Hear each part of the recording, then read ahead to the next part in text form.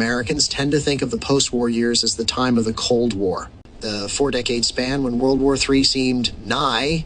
But it's odd to define a period by a big event that didn't happen, even if that event was the apocalypse. That's why it makes more sense to think of the post-war years as the era of decolonization, the time when the vast area long ruled by European powers became independent.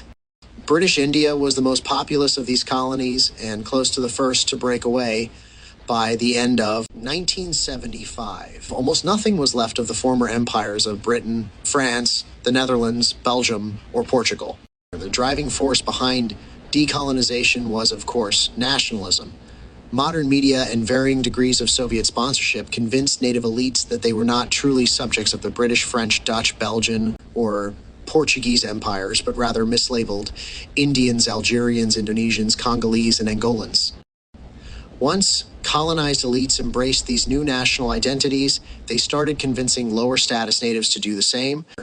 Every time the intensity of nationalism doubled, European powers' cost of retaining control multiplied by a factor of 5 or 10.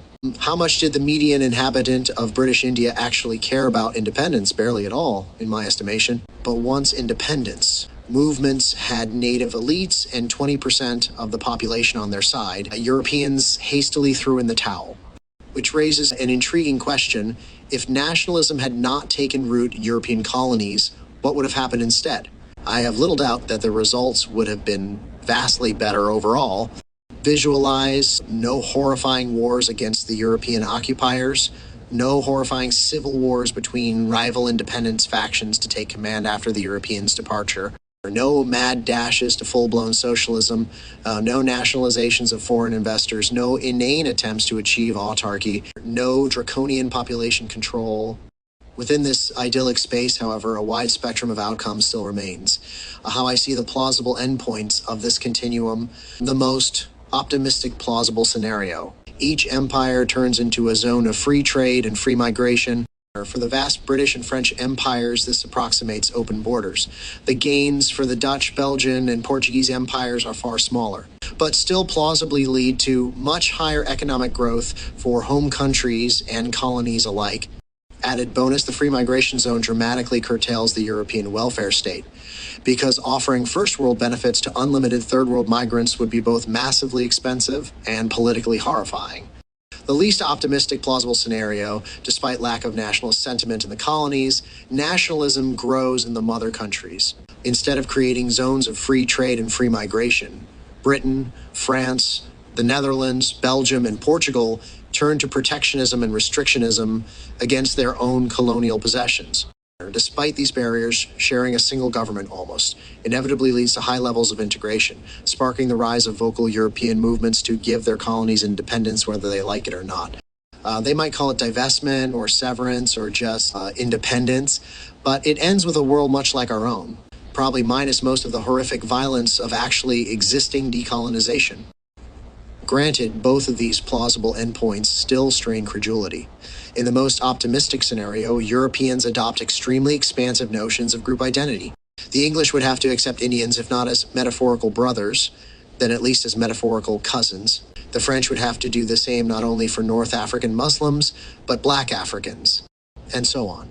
Yes, these century Parisians managed to convince Bretons, Provençals, Catalans, and Basques that they were all French. Yes, the European Union loosely united the long fractious peoples of Europe. But it's still hard to believe that the British, French, Dutch, Belgian, and Portuguese identities could expand so far so quickly. The main implausibility of my least optimistic scenario, in contrast, is simply that countries almost never force independence on any piece of territory they control.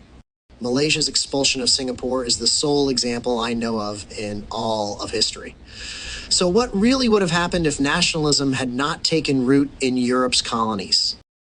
My best guess is that the empires would have endured to this day, and all 5 would have something close to free trade zones. Free migration, sadly, would be much less likely, but I think that migration would have been free enough to make 1/3 of the current residents of the European colonial powers non-European.